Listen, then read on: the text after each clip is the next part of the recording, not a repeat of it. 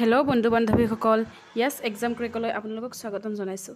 আজিৰ এই ভিডিঅ'টোত আপোনালোকক লৈ আহিছোঁ APSC মেইনছ এক্সাম যিটো হৈ গৈছে জুলাই মাহৰ শেষত আপোনালোকৰ যিটো পৰীক্ষা হৈ যোৱা পৰীক্ষাটিৰ এক্সপেক্টেড কাট অফ কিমান আমি আশা কৰিব পাৰি।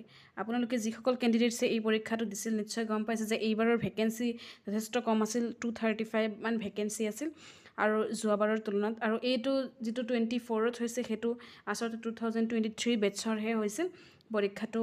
আৰু ইয়াতে যিসকল কেণ্ডিডেটছে পৰীক্ষা দিছে তেওঁলোকে কোৱা মতে যে কুৱেশ্যনৰ পেটাৰ্ণটো অলপ টাফ আহিছিল, কিছুমান কুৱেশ্যন ধৰিব পৰাই যোৱা নাছিল।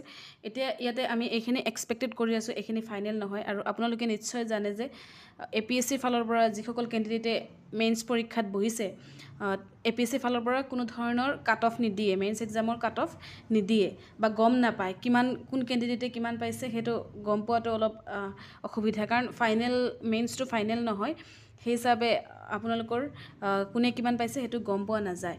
এতিয়া এক্সপেক্টেড কাট অফ কিমান আশা কৰিব পাৰি। যিসকল কেণ্ডিডেটে পৰীক্ষাত বহিছে তেওঁলোকৰ কোৱা মতে যিহেতু ভেকেঞ্চি কম সেই হিচাপে কাট অফটো অলপ হাই যাব লাগে, কিন্তু কাট অফটো ভেকেঞ্চি কম হিচাপে হাই যোৱাতকৈ পেটাৰ্ণৰ ওপৰতো কিছু নিৰ্ভৰ কৰে। আপোনালোকে নিশ্চয় জানে যে 1500 মাৰ্কৰ পৰীক্ষা আছিল আপোনালোকৰ 6খন পেপাৰ। সেই 6খন পেপাৰ আপোনালোকৰ 3 দিনত পৰীক্ষা হৈছিল, আফটাৰনুন মৰ্ণিং এনেকুৱা হিচাপৰ পৰীক্ষা হৈছিল। আৰু সেইকাৰণে আপোনালোকৰ একেলগতে পৰীক্ষা হৈ গ'লে অলপ প্ৰিপেৰেশ্যনটো অলপ অসুবিধা হয়, গেপ যিহেতু নাথাকে। আৰু আপোনালোকে জানে যে এইবিলাক অবজেক্টিভ নহয়, ছাবজেক্টিভ টাইপৰ কুৱেশ্যন লিখিছে আপোনালোকে, সেই হিচাপে আপোনালোকৰ কিমান কাট অফ যোৱাৰ চান্স আছে। চাওক, আমি এইবাৰৰ যিটো অ'পেন কেটেগৰীৰ 600 to 650 মানে বহুতে এনেকুৱা কৈছে এইবাৰ যিহেতু ভেকেঞ্চি কম সেইকাৰণে অলপ কাট অফটো মানে বেছি যোৱাৰ চান্স আছে নেকি। কিন্তু পেটাৰ্ণটো চালে এনেকুৱা লাগে এইবাৰ বহুত টাফ আহিছে। আৰু যিবিলাক ছাবজেক্টিভ কুৱেশ্যন থাকে সেইবিলাকৰ মাৰ্কছৰ নম্বৰবিলাকো কটাৰ চান্সটো বেছি থাকে। যদি আপুনি কিবা এটা কুৱেশ্যন বহুত নম্বৰ যিহেতু থাকে সেইকাৰণে যদি আপুনি অলপ টাচ কৰি আহিছে সেইটোৰ সম্পূৰ্ণ মানে নম্বৰখিনি আপুনি নাপাবও পাৰে। সেইকাৰণে আপোনালোকৰ এই কাট অফৰ মাৰ্কছটো অলপ কমি যোৱাৰ চান্সটো থাকে। সেইকাৰণে অ'পেন কেটেগৰীৰ কাৰণে অ'পেন কেটেগৰীত আপোনালোকে নিশ্চয় জানে OBC MOBC হওক বা SC হওক ST হওক প্ৰত্যেকজন কেণ্ডিডেট ইয়াতে সোমাই যাব অ'পেন কেটেগৰীৰ কাৰণে। ইয়াতে 600 650 যদি এই পৰীক্ষাটো 15 মাৰ্কৰ যদি আপোনালোকৰ এনেকুৱা হ'লে হয়, অবজেক্টিভ টাইপৰ কুৱেশ্যন হ'লে হয়, নিগেটিভ মাৰ্কিং থাকিলেও কাট অফটো অলপ হাই যোৱাৰ চান্স থাকিলে হয়। যিহেতু আপোনালোকে প্ৰশ্ন উত্তৰ টাইপৰ লিখিছে, এক্সপ্লেনেশ্যন টাইপৰ আছিল, সেইকাৰণে সেইটো ডিপেণ্ড কৰিব আপোনালোকৰ এক্সামিনাৰৰ ওপৰত, যিজনে আপোনালোকৰ বহীত চেক কৰিব। ইনষ্ট্ৰাকশ্যন যিহেতু দিয়া থাকে বহীত চেক কৰা, তথাপিও আপোনালোকে সেই কুৱেশ্যন আনচাৰটো কেনেকুৱা মানে লিখি বহুত ভালকৈ লিখি সেই এক্সামিনাৰজনে ইমপ্ৰেছ হ'ব লাগিব, তেতিয়াহে আপোনালোকে নম্বৰটো অলপ ভালকৈ পোৱাৰ চান্স থাকে। আৰু যদি বহুত ভালকৈ লিখি নিশ্চয় এক্সামিনাৰেও দিব মাৰ্কটো, কিন্তু সেইটো অবজেক্টিভ নহয়, ছাবজেক্টিভ, সেইকাৰণে এটা লিমিট ক্ৰছ কৰিব নোৱাৰি। ধৰি ল'লোঁ এতিয়া 20 মাৰ্কৰ এটা কুৱেশ্যন বা 10 নম্বৰৰ এটা কুৱেশ্যন, 10 নম্বৰৰ আপুনি অবজেক্টিভ হ'লে সেই শুদ্ধ হ'লে 10 পাই যাব, কিন্তু ছাবজেক্টিভ হোৱাৰ কাৰণে আপুনি 10 নাপায়, হয়তো 7 8 9 এনেকুৱাও পাব পাৰে। সেইটো হৈছে অ'পেন কেটেগৰীৰ কাৰণে। OBC MOBCৰ কাৰণে অ'পেন কেটেগৰীৰ পৰা OBC MOBC বেছি দূৰত নাথাকে। কাট অফৰ আমি যদি চাওঁ নৰ্মেলি 570ৰ পৰা 620 আমি এক্সপেক্ট কৰিব পাৰি। এইখিনি আমি আশা কৰিছোঁ, ফাইনেল ৰিজাল্ট নহয়, ফাইনেল ৰিজাল্ট দিলে আপোনালোকৰ নিশ্চয় গম পাব।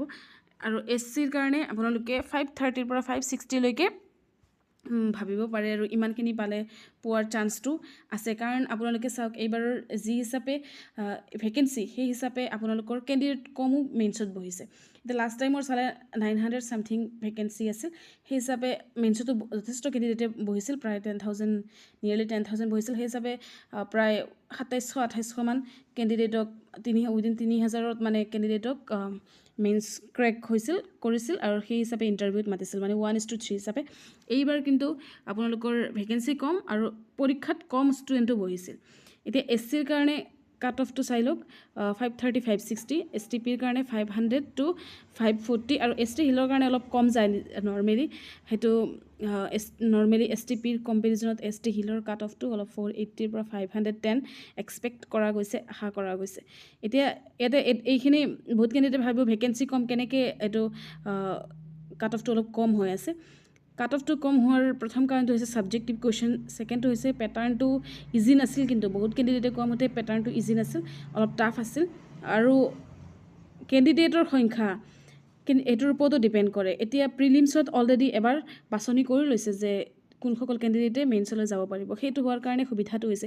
এতিয়া যদি চব কেণ্ডিডেটে অকল মেইনছ এক্সামটো দিলে হয় তেতিয়া অলপ কম্পিটিশ্যনটো টাফ হ'লে হয়, কিন্তু প্ৰিলিমছত যিহেতু বাছনি কৰি লৈছে সেইকাৰণে মেইনছলৈকে যাবই পৰা নাই। এতিয়া মেইনছত এটা লিমিটেড নাম্বাৰ অফ কেণ্ডিডেটছে পৰীক্ষাত বহিছে, সেই হিচাপে আপোনালোকৰ চিলেকশ্যনটো হ'ব।